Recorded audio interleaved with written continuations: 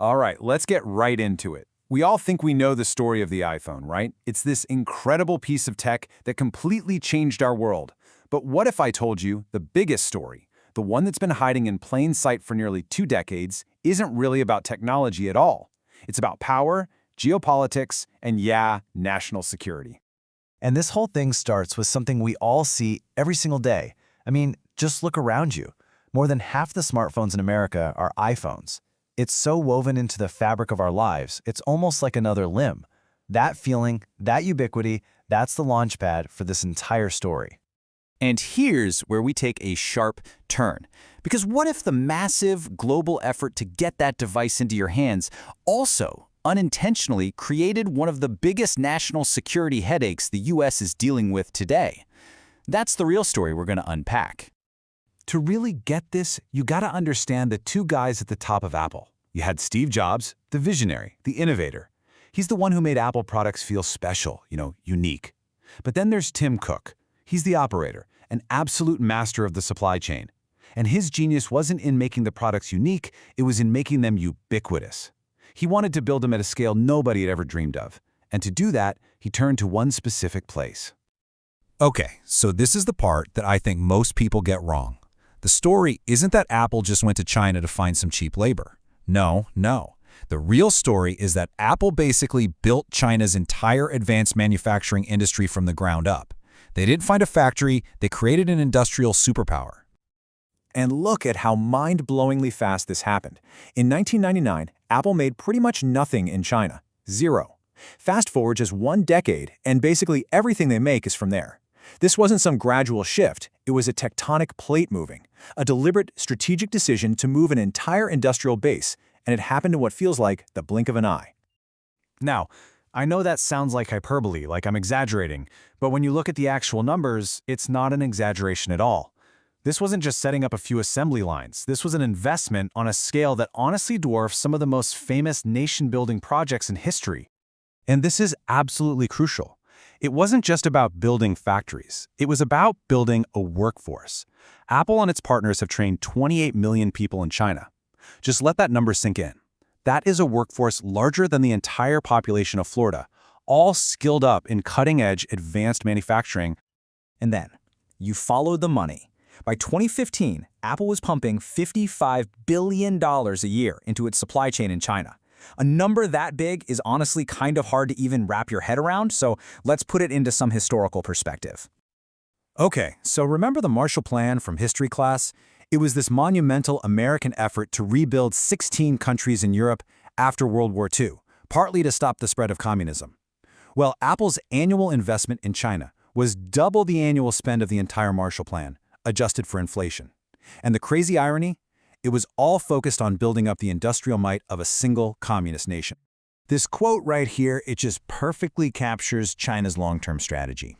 See, this was never just about creating jobs. The plan all along was to let Apple build the most sophisticated manufacturing ecosystem in the world on their soil so that Beijing could learn from it, absorb all that technology, and eventually gain incredible leverage over the world's richest company.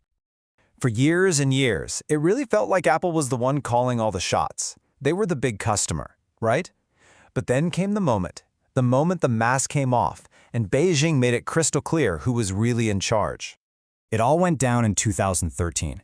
Just 36 hours after Xi Jinping officially became president, this massive coordinated media campaign just erupts out of nowhere. State-run TV, newspapers, all of them, just hammering Apple for arrogance over some minor warranty policies. The pressure was intense, and after 3 weeks, Tim Cook buckled. He issued this really humbling public apology. But it's what happened after the apology that tells the real story. The price for peace? A secret $275 billion deal. Yeah, it was a 5-year pledge from Apple to invest even more into China's tech sector, its infrastructure, and training. This wasn't a fine, it was, for all intents and purposes, a tribute. It was the cost of doing business.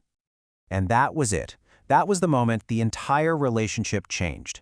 Apple, this trillion-dollar American giant, had been brought to heel. It wasn't a partnership of equals anymore, not even close. Apple had become a subject of the Chinese state.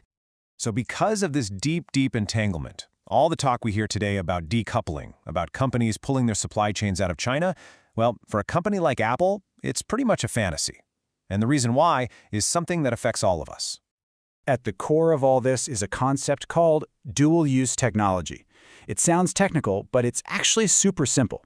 It just means that the exact same skills, the same precision machinery, and the same expertise that you perfect to build an iPhone can be turned around and used to build advanced military gear, things like military drones or missile guidance systems. So here's the bottom line. Here's the national security risk. You've got an American company that has inadvertently spent decades and billions of dollars helping to upgrade the military-industrial capacity of America's main global rival. It's created a dependency on critical technology that we can't just easily walk away from, and it has handed an authoritarian government enormous leverage. Now, I know what you're thinking. But wait, I hear Apple is moving to India. And yeah, that's the spin. But let's look at the reality. What Apple is moving to India is just the very final step, final assembly, test, and pack. It's basically just putting the finished parts in a box. But the hundreds of incredibly complex components, the entire sophisticated supply chain that actually makes the iPhone, that's staying almost 100% in China. Why? Because Beijing simply will not allow that know-how to leave the country. And this quote from an expert just sums it all up perfectly. Apple is trapped. They're completely over a barrel. If they try to make any real, meaningful move to leave China, Beijing can just squeeze them. A sudden power outage at a key supplier, a new regulatory delay. That's all it would take to bring the world's biggest company to a grinding halt and remind them who's boss. So all of this forces us to step back and ask a really tough question about the legacy of one of the most successful and celebrated CEOs of our lifetime. How is history ultimately going to look back on this whole partnership? Think about a guy like Jack Welch at GE. For years, he was worshipped as the manager of the century. But after he retired, historians and economists looked back and said, wait a minute, his short-term focus actually hollowed out the company. Today, Tim Cook is seen as a capitalist demigod for what he's done for Apple's stock price. But is it possible his legacy is heading for a similar, much harsher reevaluation down the road? And that really leaves us with this final, incredibly unsettling question. Was Tim Cook the business genius who put a supercomputer in every single one of our pockets? Or was he the man who presided over the single largest, most consequential transfer of industrial power and technology to an adversary in modern history? The answer to that question isn't just about a company's legacy, it's about the entire geopolitical landscape we're all living in today.